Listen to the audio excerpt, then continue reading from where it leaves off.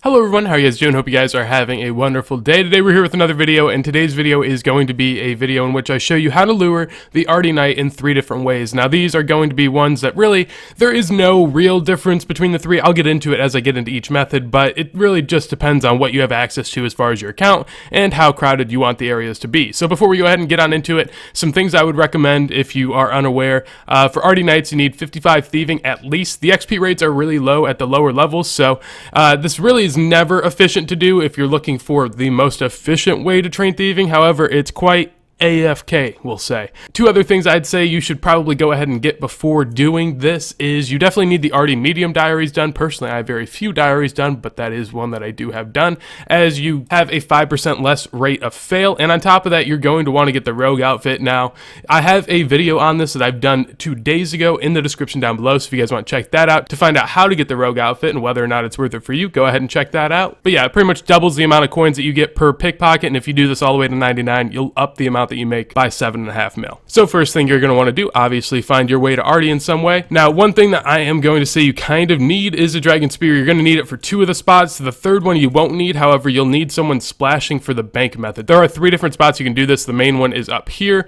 The probably second most common is in the bank with someone splashing, and the 3rd is down here in this little bar. We're going to go ahead and show you the first one. Basically, what you're going to want to do is grab the knight in the southeast. You might want some flowers, as it makes it so you don't actually deal any damage really, because they lower your stats. Now from there, what you're going to want to do is run it to the east side, put on your auto retaliate to off, and then run to the north.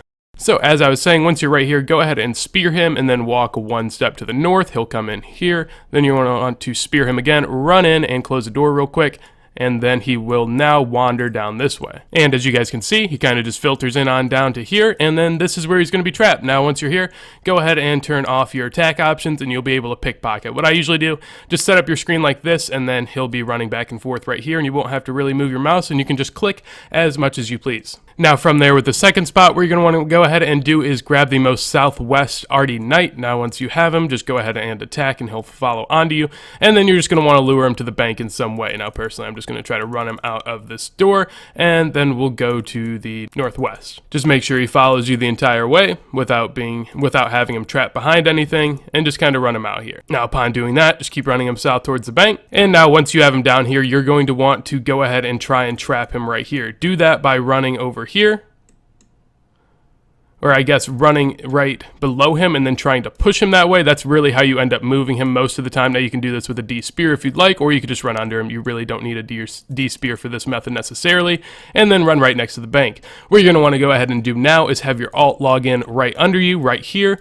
Obviously the Ardy Knight can't attack your alt that's splashing on him, and because he's being splashed, he will not actually disappear. And the reason why it's important someone is splashing is because usually if an Ardy Knight or anything is stuck in a 1 space area in the game and it's stuck there for more than 5 minutes, it will disappear. However, since the Ardy Knight's being splashed, it doesn't actually do that, which is why it's better than some other spots. Now all you're going to need as far as a splashing account, personally I have one right here, you're just going to want a full armor set and more than likely van braces that will allow you to get to -65 magic attack. Once you get that, you will guaranteed fail every attack, thus making it so that the pickpocketing actually works and you're not actually killing the knight. So once you have an account there, go ahead and start splashing. Once the knight is refocused, then you can just go ahead and pickpocket it until your heart's desire. One thing I would like to add before getting on into this, if you can't lure the knight or you just don't feel like it, there is a CC called Thieving Host that you can join, and depending on your stats and what you're able to do, people may let you actually hop to their world and go to their knights. Now,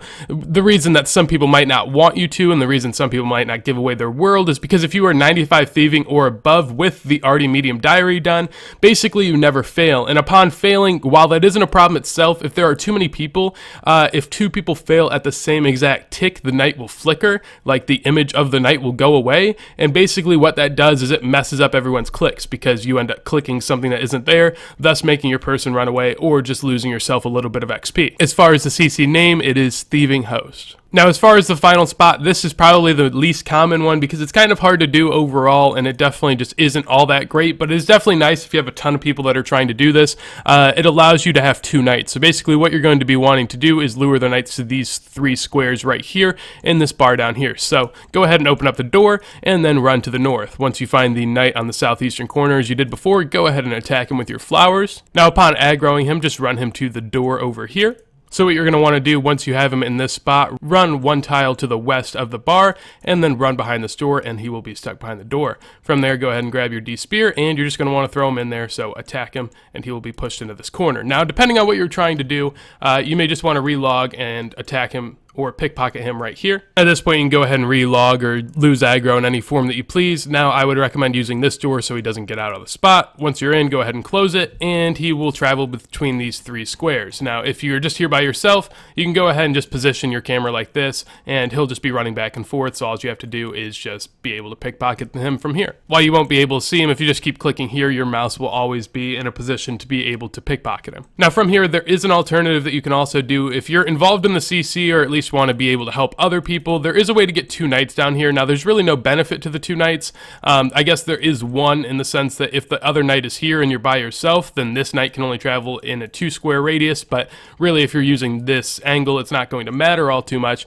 But if you actually want to set up and host for a world for 2 knights, basically what it ends up acting as, one of the knights will be a knight that 95 plus level players will thieve from, pretty much meaning that you will never actually have it flicker like that, and the other knight could be for people lower than 95 so that they actually have to deal with the flickering. Alright, so once you've found the western knight, go ahead and lure him south to the same area. Now you can run him along here and he will follow you more than likely.